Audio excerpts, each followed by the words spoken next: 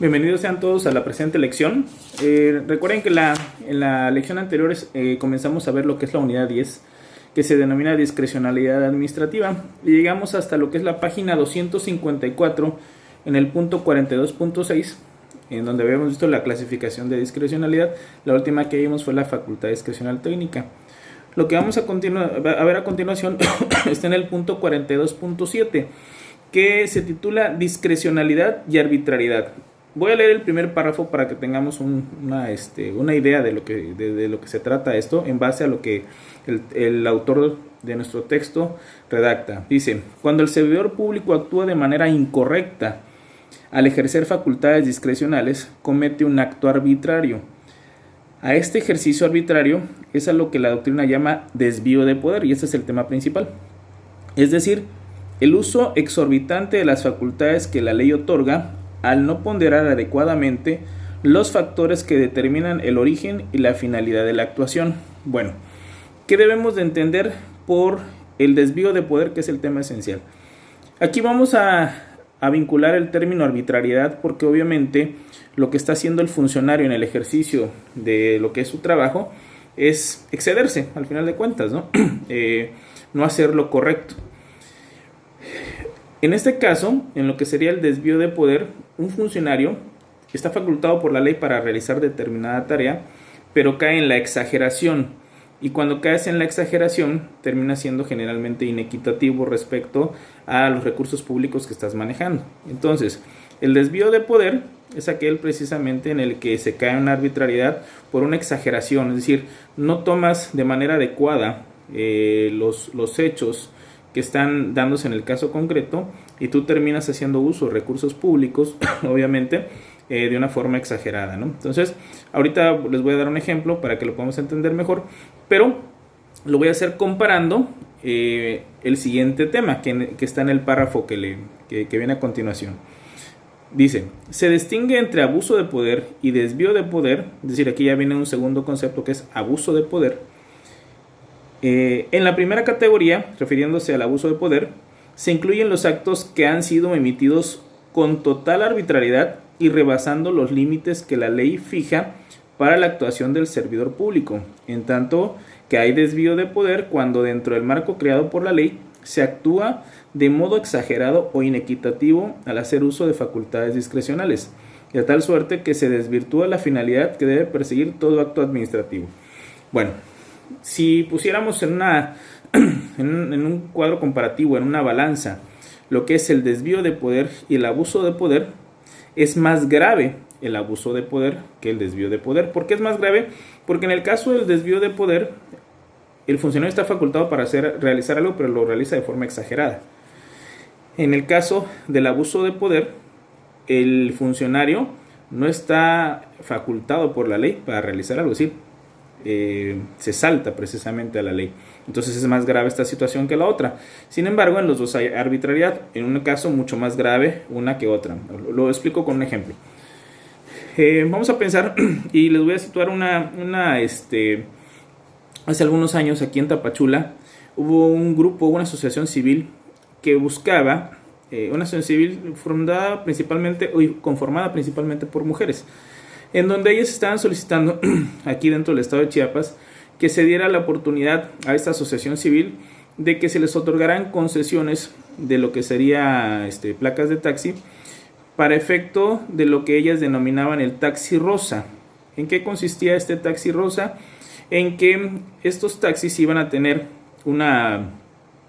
ustedes han visto que los taxis traen una franja de color amarillo, en este caso iban a tener uno de color rosa, pero lo importante de lo que ellas planteaban era que en estos taxis se podían subir solamente mujeres o mujeres con niños, pero en este caso el conductor iba a ser una mujer, con la idea de que por todos los temas de inseguridad se le diera un poco de más tranquilidad a las mujeres que abordaran un taxi, que tuvieran esta franja rosa, y pues ellas supieran que quien lo iba a atender era una mujer, y que en ese taxi solamente se podrían subir mujeres o mujeres con niños, ¿no?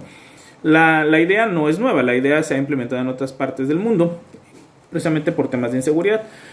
Entonces, vamos a pensar que basándonos en este caso, obviamente ustedes no han visto esos taxis rosa acá, significa que no lograron obtener las concesiones, pero vamos a suponer que cuando ellas hicieron en este caso la petición, no presentaron la solicitud para un solo taxi rosa, sino lo solicitaban para, vamos a pensar, 15 taxis rosas, y que la Secretaría de Transportes del Estado de Chiapas tuviera la oportunidad, repito, esto es un supuesto, no estamos en algo real, lo viera con buenos ojos y dijera, bueno, vamos a permitir que en Tapachula operen 30 taxis rosa. Vamos a suponer que ese sería el número que ellos consideran en base a los estudios de análisis del tránsito vehicular, de la cantidad de personas que son lo que serían gente que pudiera tomar el taxi en este caso, y no sobresaturaras precisamente lo que es el tema de los taxis, porque obviamente siempre va a haber una oposición de los otros taxistas, porque obviamente lo va a seguir quitando clientela. Vamos a suponer que la Secretaría de Transportes del Estado de Chiapas dice, vamos a otorgar 30 concesiones para el taxi rosa en Tapachula. Perfecto. No serían esa asociación civil que les comento la única que presentaría solicitud para lo que sería una concesión, en este caso 15 concesiones. Entonces vamos a suponer que llegan infinidad de asociaciones civiles, de cooperativas, con la intención de que se les sea autorizada la concesión para los taxis rosa, y que de esas 30 concesiones el Estado, a través de lo que es el secretario de Transportes, termina asignándole 15 precisamente, o sea, todas las que solicitó, lo que es la cooperativa de la idea, y los otros 15 los fuera dando de uno por cada asociación civil distinta a esta. Aquí podríamos decir, bueno, ellos fueron primeros, sí, pero aquí lo que se va a ponderar no solamente es que se hace el primero, sino recuerden que lo que es una concesión de taxis también implica trabajo, o sea, permitirle que a personas o grupos de trabajo puedan precisamente realizar la actividad, en este caso del transporte público. Entonces lo que se va buscando desde cualquier dependencia es ser equitativo, y la equidad implica de que con los recursos públicos tú puedas beneficiar a la mayoría o a una mayor cantidad de personas que te permita precisamente estos recursos públicos, de tal suerte que si de las 30 concesiones tú le das la mitad a una sola asociación y a un resto de asociaciones le das de una nada más, y algunas seguramente las dejas sin concesión, pues obviamente ahí estás siendo inequitativo, porque estás cargándote demasiado a favor de una asociación civil que, independientemente que haya tenido la idea, repito que no es una idea nueva tampoco, pero quien haya iniciado con esta idea para Tapachula, no puedes caer en el exceso, y por eso hablamos de que esto es un exceso, es una arbitrariedad, de llenar de concesiones a un solo grupo y a otros grupos dejarlos o con una sola concesión, o definitivamente algunos dejarlos sin concesiones.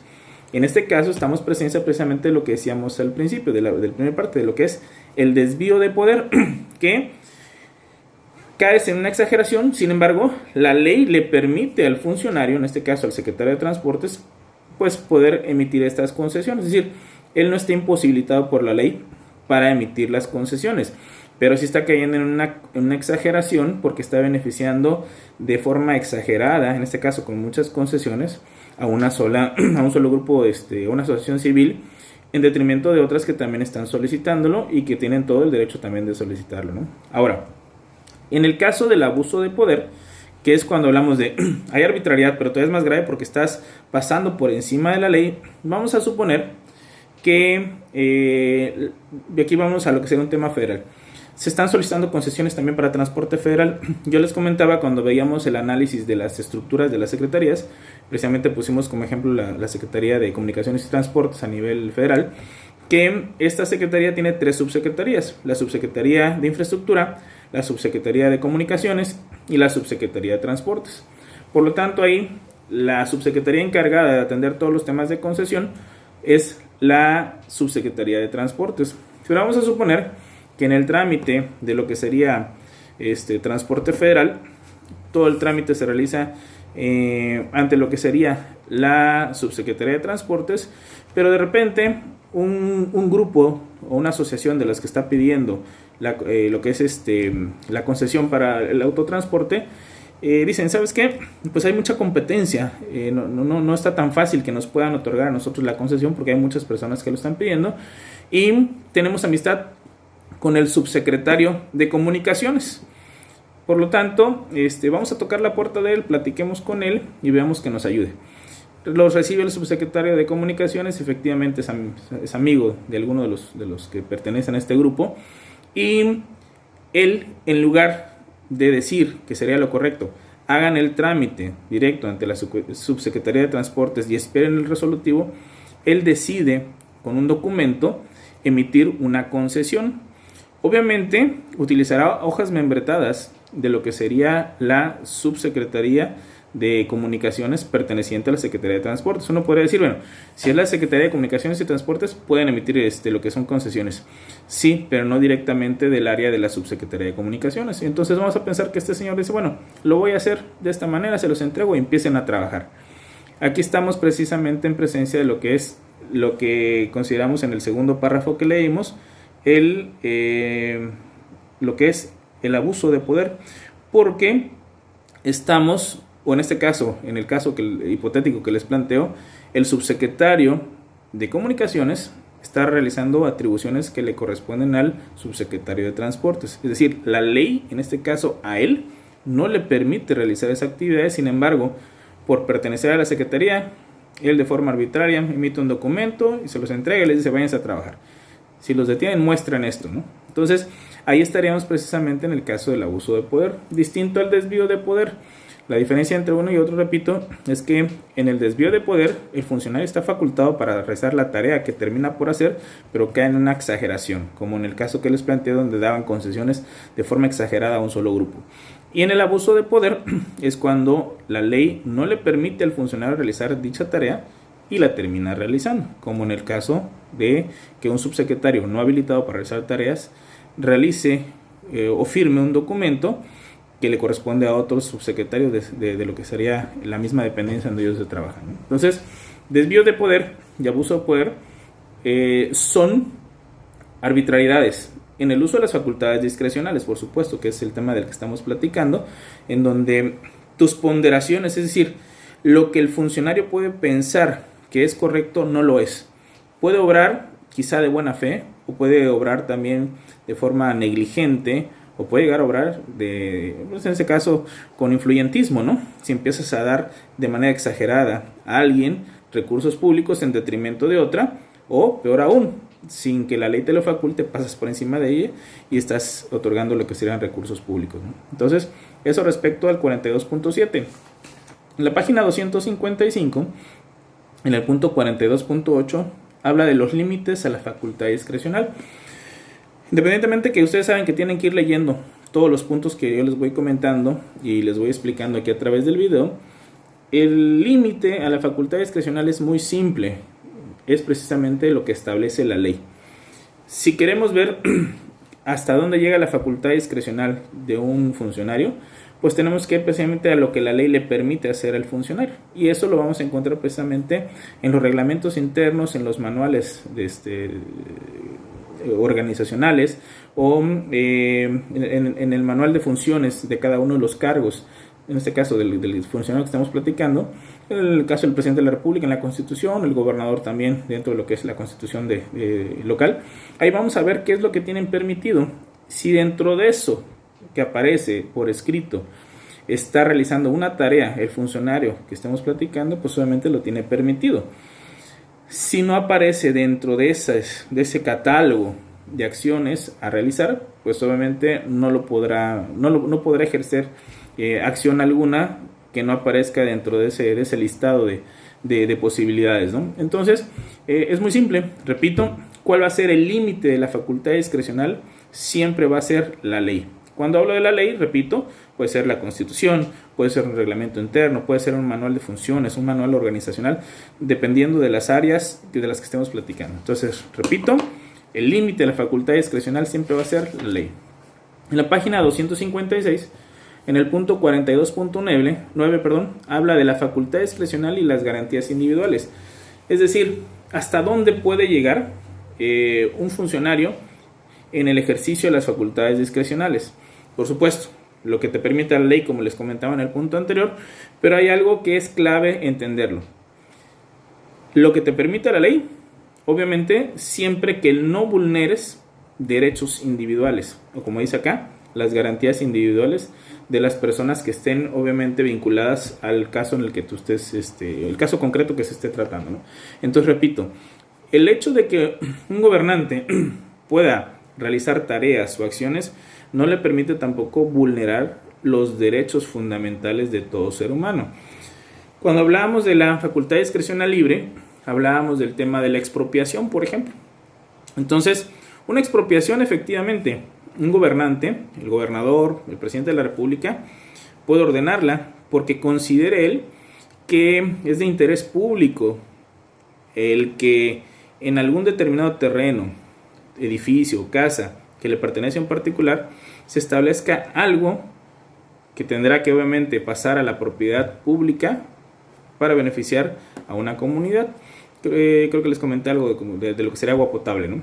Ahora, ¿qué implica esto? La persona a la que le estás quitando, en este caso, o expropiando, perdón, su casa, su terreno o un edificio, pues no se va a quedar a gusto, porque la indemnización, recuerden que siempre va a ser en base a un valor catastral que va a tasar el Estado, que no implica por parte del particular una negociación en donde él podría pedir algo más, independientemente que tal vez ni siquiera lo está poniendo, ni siquiera tenía la intención de ponerlo en venta.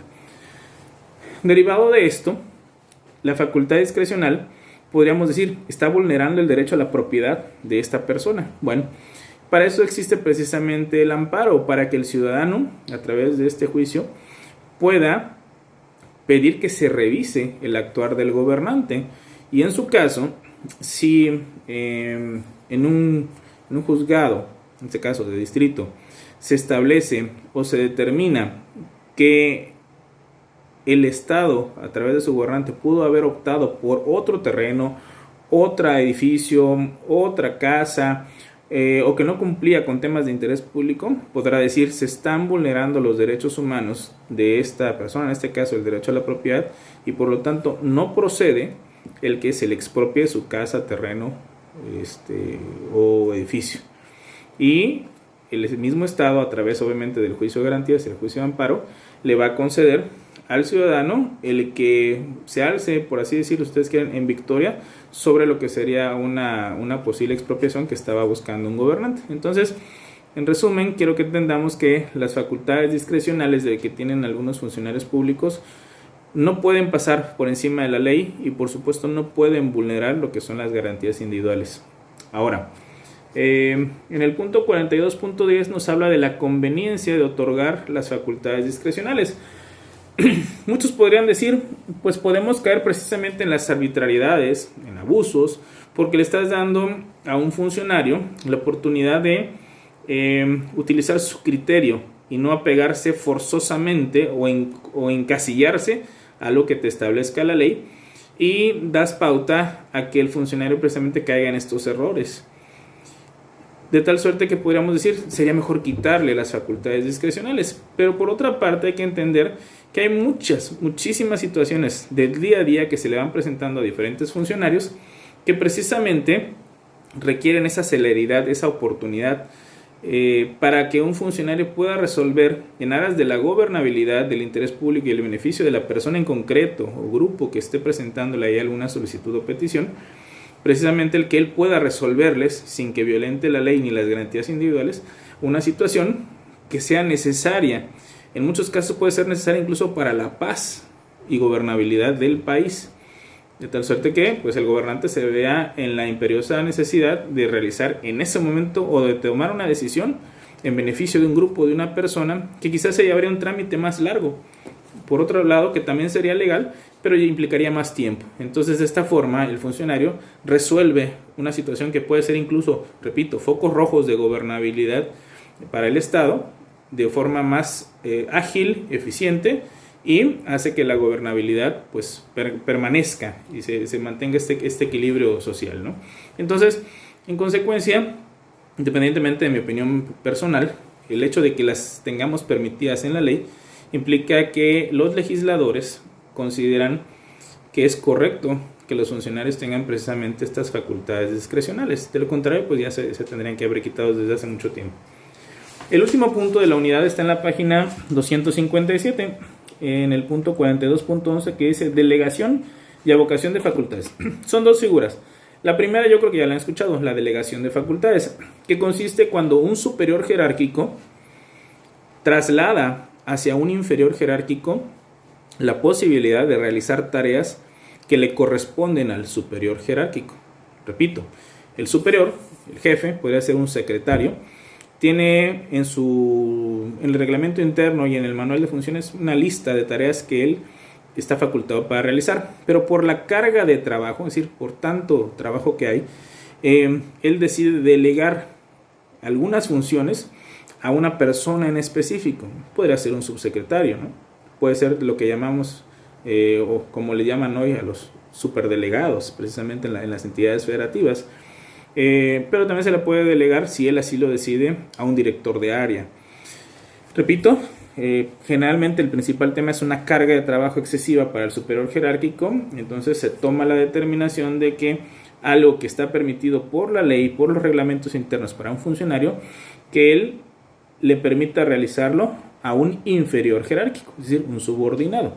Y cuando venga un tema referente a esas circunstancias o a esos temas que él está delegando, el inferior jerárquico los podrá atender con todas las de la ley. ¿Por qué? Porque ya recibió esa instrucción y obviamente todo eso se tiene que publicar en el Diario Oficial de la Federación para que exista la certeza legal, que el funcionario inferior puede tomar decisiones sobre esos temas en específico.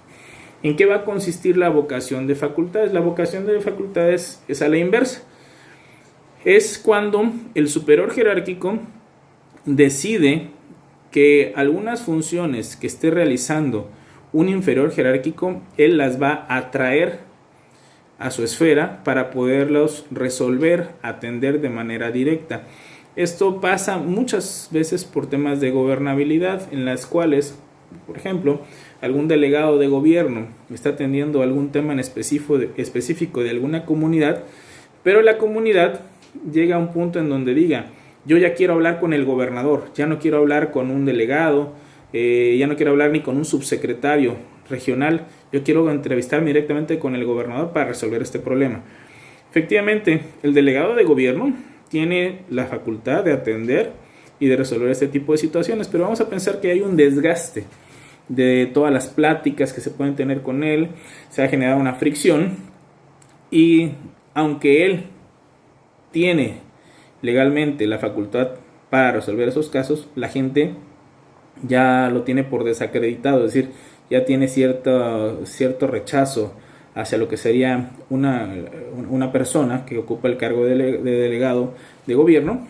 Y en este caso, para que el problema no crezca, vamos a pensar que al estar pidiendo que ya quieren hablar con el gobernador, el secretario general de gobierno de la entidad dice: ¿sabes qué? Yo atraigo el caso.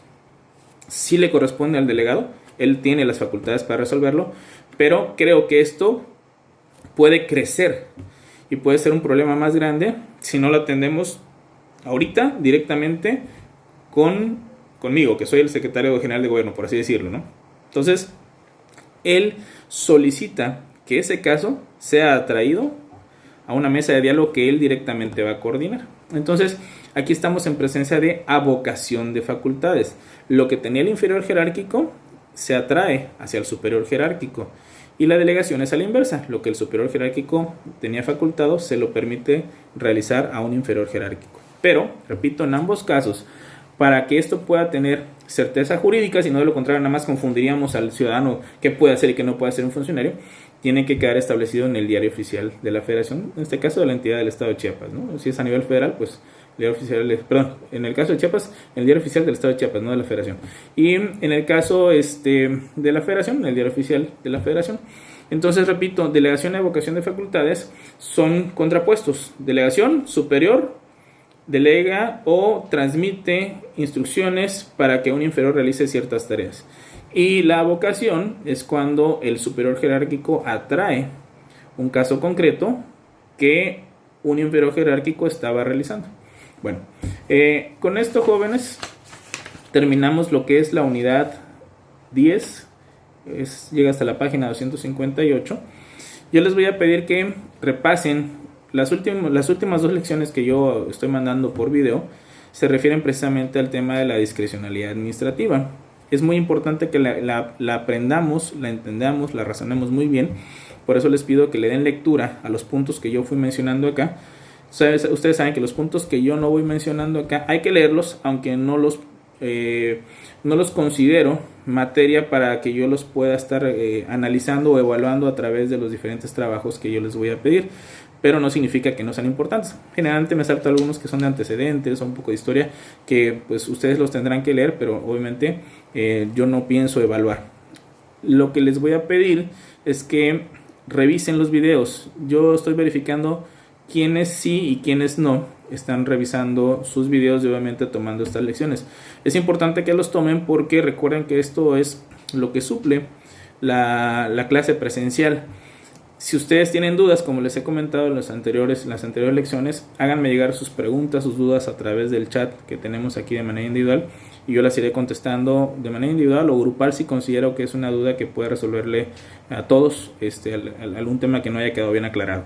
Y seguramente, como ahorita ya llevamos no sé si 3 o 4 lecciones en video, muy probablemente, no sé si mañana o pasado mañana, yo ya les haga llegar algún ejercicio que tendrá un porcentaje sobre lo que es la calificación del tercer parcial. Recuerden que ya se entregó un primer trabajo. Entonces les pido, lean mucho, repasen el video. La intención de mandarles el video a través de lo que es un link de YouTube es para que ustedes lo puedan ver en cualquier momento, si alguien está trabajando en alguna otra tarea o tiene algunos quehaceres distintos a lo que sería el tomar clases, pues le da la oportunidad de en algún otro momento del día bajar la clase con calma y escucharla. Y también el poder estarla regresando, pausando, haciendo anotaciones al mismo tiempo. Entonces, leamos, por favor, estudiemos y estemos al pendiente de la plataforma. Hasta luego.